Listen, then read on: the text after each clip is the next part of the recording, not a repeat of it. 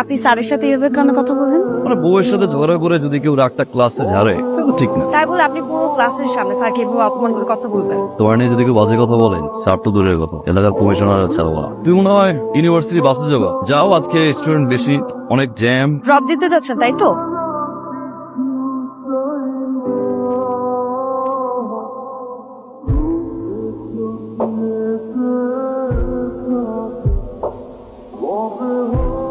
এইরকম একটা dress up করে আমাদের সাথে দেখা করতে এসেছো? কেন আঙ্কেল, খারাপ কি?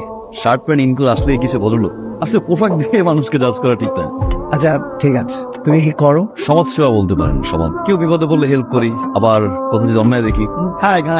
তার মানে দেখ, তোমার বাবা কি করেন? বাবা একজন সরকারি কর্মকর্তা। তুমি একটু ভিতরে যাও, আমি ওর সাথে কথা বলি। তুমি কিভাবে ভাবলে আমার মেয়ে ত্রিনার বিয়ে দেবে?